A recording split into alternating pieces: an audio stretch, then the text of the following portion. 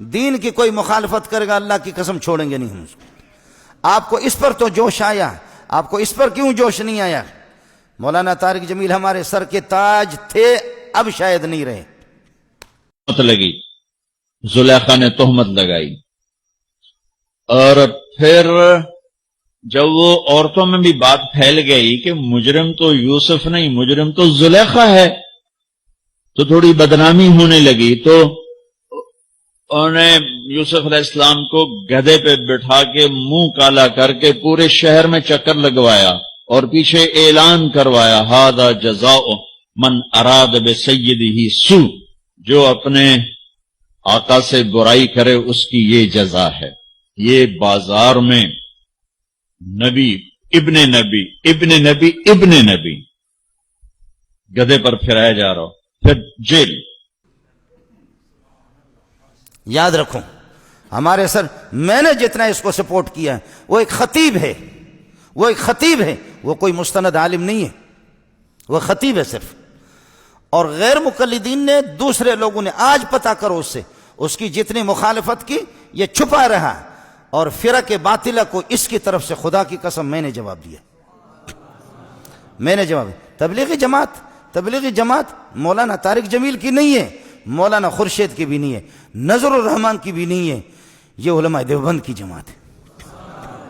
غیر میں آپ سے عرض کر رہا تھا مولانا سے ہمارا اختلاف رہا ہے، مولانا ہمارے قیمتی ساتھی تھا، لیکن تھوڑا سا اعلان کر دے کہ جیسے یوسف علیہ السلام کے بارے میں نے پھر بھی ہاتھ ہلکا رکھا، مولانا کے خلاف کتابیں لکھی گئیں، القول الجلیل فی کفر طارق جمیل، سن لے، القول الجلیل، میں نے اس پہ دستخط نہیں کیا، میں نے خود مولانا کو کہا توبہ کر لے، شاید اللہ توبہ کی توفیق۔ مذاق ہمارے بہت اچھے دوست ہیں، کلمۃ الہادی الی سواء السبیل کتابیں لکھی گئی مولانا کے خلاف۔ آپ کو معلوم ہوگا آپ میں سے، مسلمانوں میں سے کسی نے یہ کیوں نہیں کہا جب انہوں نے پوری امت مسلمہ کے خلاف کہا یوسف علیہ السلام کا منہ کالا کر کے گدھے پر بٹھایا گیا تھا؟ خدا کی قسم سوائے یہودیوں کی روایت کے اس کا نام ہی نہیں ہے۔ آج معافی کیوں نہیں مانگتا؟ آج معافی مانگے، میں پوری دنیا کے سامنے اس کے پاؤں پہ جا کر کے پڑوں گا، ورنہ بریلوی سے پتہ کر لے، جماعت اسلامی سے پتہ کرے، اہل حدیث سے پتہ کرے، دیوبندیوں سے پتہ کرے، تبلیغی اکابرین سے معلوم کر لے، کس مسلمان نے لکھا؟ یہودیوں کی ایک روایت تھی، میں نے حضرت کو یہاں بھی لکھ کر کے دیا، یہاں اس میں کئی دفعہ اس کو سمجھایا کہ اللہ کے لیے کچی باتیں نہ کرو، قرآن بھی دیکھا کرو اور حدیث دیکھا کرو۔ اس کی کوشش یہ ہوتی ہے کہ کچی باتیں بیان کرنا۔ مولانا ہمارے سر کے تاج تھے، انسان سے غلطی ہو جاتی ہے، معافی مانگے یوسف علیہ السلام سے، معافی مانگے، اور نہیں تو پھر آپ مجھ سے گلہ نہ کر لیں، میں اپنے رب کو راضی کر سکتا ہوں، آپ کو ناراض کر سکتا ہوں۔ یہ نیٹ پر موجود ہے، یہ لاکھوں انسانوں، پھر بھی سعودیہ کے علماء نے کافر قرار دیا، میں نے کافر نہیں کہا۔ آپ سعودیہ کے علماء کے بالکل موجود ہیں، انہوں نے کافر تک بھی قرار دیا کہ یوسف علیہ السلام کی توہین کیوں کی اس طرح۔ لکھا ہے کہ منظور مینگل نے طارق جلیل کو بہت کچھ کہا ہے، کیا علماء ایک دوسرے کو ایسے کہ جواب دیے کہ طارق جمیل عالم نہیں ہے، وہ علماء کا بدترین دشمن، دین کا ایک مکار فریبی، تبلیغ کا وجود دنیا سے ختم کرنے والا ایک زہریلا سانپ ہے۔ اس کے علم کی کوئی بات سمجھ میں نہیں آئی۔ یہ جو مینگل نے کہا ہے شاید کم کہا ہے، وہ اس سے زیادہ کا حقدار ہے۔ بچے نے سوال کیا ہے نا کہ اس زمانے میں جھوٹی احادیث ہیں، اس کا آپ بتا دیں۔ ابھی تک تو کوئی کتاب لکھی نہیں۔ یہ ابھی ایک بیان آیا مولانا طارق جمیل صاحب کا کہ یوسف علیہ السلام کی جب جیل بھیجا گیا تو اس سے پہلے ان کا منہ کالا کر کے پورے شہر میں بھرایا گیا۔ کہاں یار سیدنا یوسف علیہ السلام کا ولیعاذ باللہ خدا کے پیغمبر تھے، کس نے آپ سے کہہ دیا کہ ان کا منہ کالا کیا گیا؟ جھوٹ کسی اور نے لکھا ہے، آپ اسے پبلک کو بتا رہے ہیں، آپ قائد ہیں، ہزاروں آدمیوں کی آپ رہنمائی فرما رہے ہیں، آپ پڑھیں تو صحیح نا، کوئی حوالہ تو بتائیں کہاں لکھا ہے۔ مولانا طارق جمیل صاحب کے کئی بیانات 10 سن لو، اور ان 10 میں جتنی حدیثیں وہ کہتے ہیں سب جھوٹ ہیں۔ اس 20 سال ہو گئی اس صدی کو، یہ ہماری بات ہزاروں لوگ سنیں گے، ان 20 سالوں میں اتنا بڑا جھوٹا حضور صلی اللہ علیہ وسلم پہ جھوٹ اور تہمت لگانے والا ہم نے نہیں دیکھا۔ جتنے مولانا طارق جمیل ہیں 10 کیسٹیں سن لو، حدیثیں لے آؤ، ہمارے پاس حضرت ہی کے بعد جاؤ، کہو حضرت یہ ذرا حدیث کہاں آئی ہے دکھا دو۔ پورا ڈھونگ رچایا ہے حضور صلی اللہ علیہ وسلم کے والد دادا پر نبی کریم صلی اللہ علیہ وسلم کی چند ایک پشتوں کا ذکر ملتا ہے۔ طارق جمیل صاحب پورا بیان کرتے ہیں کہ فلاں سے آدم علیہ السلام تک پہنچاتے ہیں۔ اے حضرت آدم علیہ السلام تک کہاں پہنچاتے ہیں؟ آپ اسے ثابت بھی کریں۔ 40 باپ آپ گنتے ہیں، دادا پر دادا 40 پشتیں، 40 پشتوں میں حضرت عبداللہ سمیت رسول اللہ صلی اللہ علیہ وسلم کے والد سمیت ہر ایک کی عمر اگر 1,00,000 سال بھی مان لی جائے تو دنیا 40 لاکھ سال سے زیادہ پرانی۔ آپ ان آثار قدیمہ کو کیا کریں گے؟ آپ سائنس کی تحقیق کو کیا کریں گے؟ جب یہ جھوٹ ہے تو کیوں آپ لوگوں کے منہ آتے ہیں؟ اگلے جو منکر اور دہری ہیں وہ کہیں گے حضرت دنیا بنے کروڑوں سال ہو گئے، کس آدم کی بات آپ کرتے؟ کتنے جھوٹ گنوائیں؟ حضرت رسالت پناہ صلی اللہ علیہ وسلم کا نسب یہ ہے، یہ سب جھوٹ ہے۔ اللہ کہتا ہے تو یہ کر تو میں یہ کر، تو یہ کر کے تو دیکھ میں یہ کروں گا، تو کر کے تو دیکھ یہ میں کروں گا۔ یہ 8-10 جھوٹ گھڑے ہوئے، بڑا پاپولر ہوا، لوگوں نے بینرز اس کے چھاپ دیے۔ ایک صاحب ہمارے بھی دوست تھے، ہم اس میں لکھ دیا مسند احمد میں آیا، میں نے کہا مسند احمد یہ پڑھیے ذرا نکال دیں یہ کہاں ہے۔ چپ۔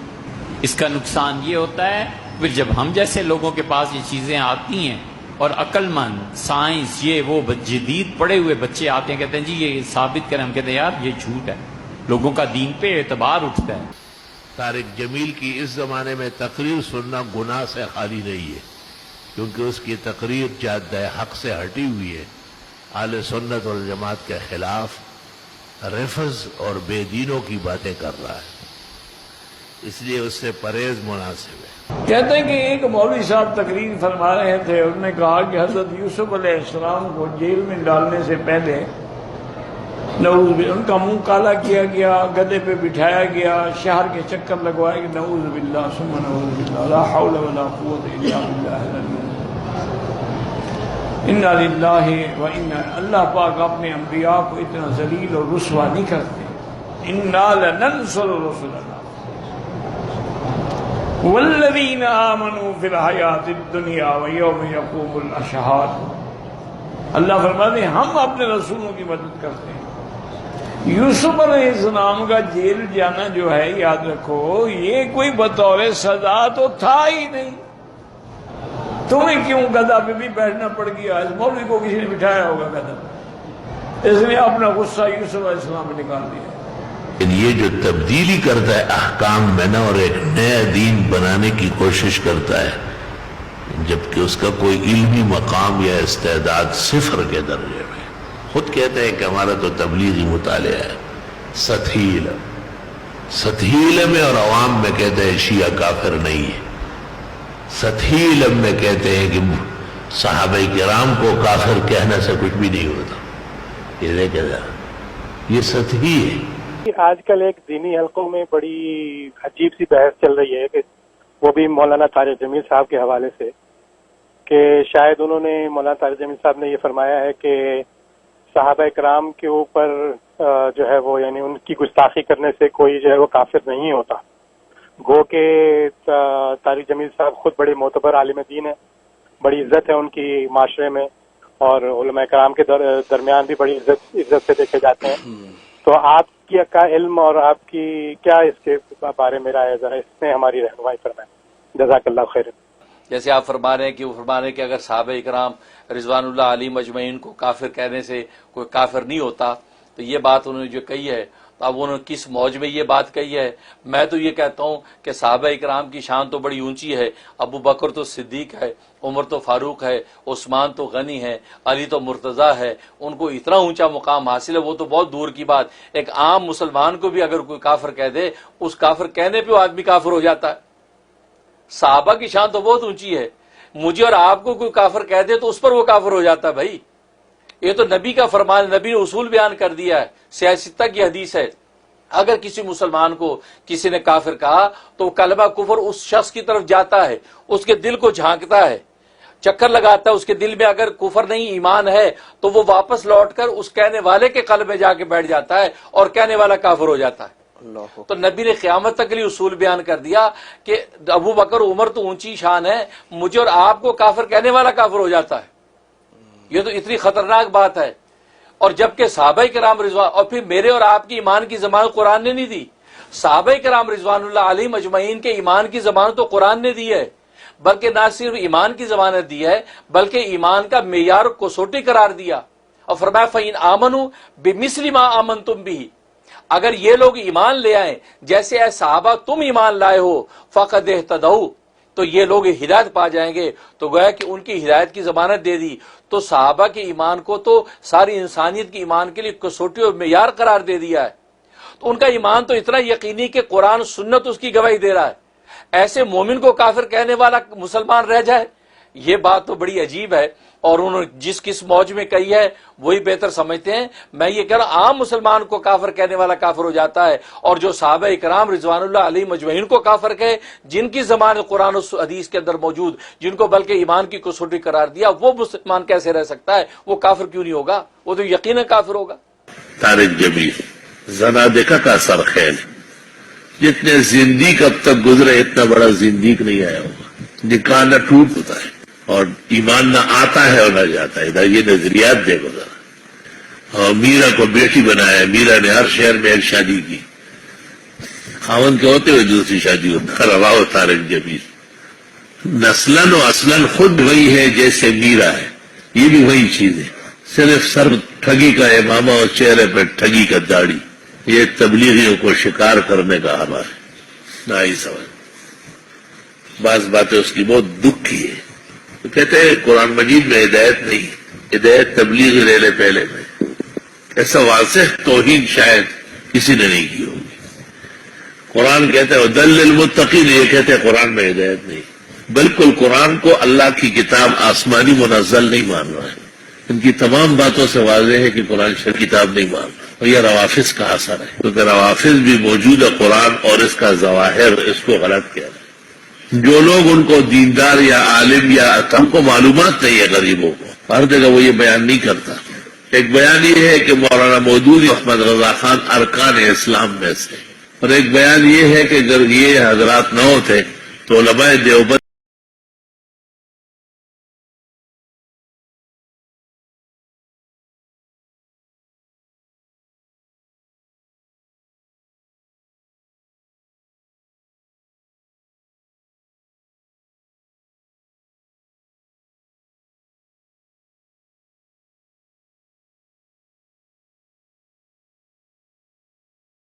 جن لوگوں نے صحابہ سے اختلاف کیا ہے وہ اعلیٰ درجے کے ایمان والے، اصل وارث دین کے روافظ ہیں، جنہوں نے تکلیف اور مصیبتیں گزاری لیکن اہل بیت کو نہیں چھوڑا۔ یہ گلگت میں تقریر کی اور تمام باتوں کی تصدیق کی، کسی ایک بات کا بھی نہ کہتے جو کہا ہے میں نے۔ علماء دین شر سے پہلے واقف نہیں ہوتے، جب اس کی جڑیں لگ جاتی ہے، شاخیں نکل آتی ہے، پورا جھنڈ بن جاتا ہے، پھر کیا ہوتا ہے؟ پھر تو آپ کا مقابلہ کرتا ہے۔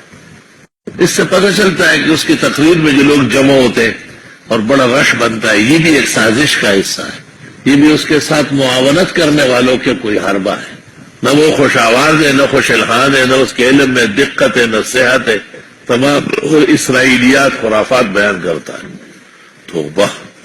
تو یہ کمزوری میں تو سب میں ہو سکتی ہے، لیکن ایک سازش کے تحت قرآن و سنت کے خلاف ایک مہم چل رہی ہے۔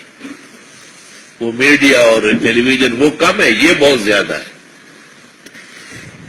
آپ دیکھیں 2-3 سال میں ایک دفعہ اس کو ممبر کو ایوانڈ میں بٹھا لیتے ہیں۔ یہ بٹھاتے کیوں؟ وہ تو توبہ کی ہے، کب توبہ کی؟ توبہ ہو ہی نہیں سکتی اس کی۔ اس نے خود کہا ہے یہ تو میرا مشن ہے، جن مسائل کو علماء بیان نہیں کرتے میں بیان کرتا ہوں۔ سب سے پہلے ایک قاری صاحب ہے وہاں سرگودا میں، وہ تشریف لاتے ہیں کبھی کبھی، اس نے مجھے کیسٹ سنایا۔ تو جب میں نے یہ باتیں سنی بڑی حیرت کی میں نے کہ وہ کہتے ہیں قرآن شریف میں یا سیرت النبی میں یا مغازی کے اندر ہدایت نہیں ہے، ہدایت کے علم سے نکل کر بنی اسرائیل میں جانا پڑے گا۔ تو میں بڑا حیران ہوا، محمد انور شاہ کو میں نے بلایا، اس کو سنایا تو اس نے کہا کہ چونکہ وہ دین کا بہت بڑا دائی ہے نا تو بے دین لوگ ان کو نہیں چلنے دے رہے. اور اس نے پھول آن کیا، معلوم ہوتا ہے کہ محمد انور شاہ کا ان سے رابطہ تھا، تو اس نے پھول اٹھایا کہ ابو سے بات کریں. میں نے پوچھ لیا تو اس نے کہا یہی بات میں نے کہی، یہ میری تقریر ہے. یہ میں نے انور شاہ کو کہا اب جواب دو. اسی طرح وہ مودودی اور احمد رضا کو جو ارکان اسلام کا ہے وہ بھی کہا بس ایک طریقہ ہے، کیا کرو مجبور ہو جاتا. یہ طریقہ ہے، جب آپ کہیں گے تو کہیں گے بس ختم ہو گیا، آپ نے غلط. بالکل ختم نہیں، وہ اس پر پورا ڈٹا ہوا ہے. اس کے بعد امریکہ نے ایک جگہ یہ بیان کیا تو گلگت میں سالانہ اجتماع کے اخیر میں شیعہ ملنے آئے تو ان کو دیکھ کے لوگوں کو کہا آپ یہ نہ سمجھے کہ یہ کون ہے، یہ اس دین کے اصل وارث آ گئے. لیکن پوری تقریر کو جو ہے نا شکار، وہ صرف شکار کے لیے، اصل جملہ اس کا یہ ہے کہ یہ اس دین کے اصل وارث لوگ یہ آ گئے.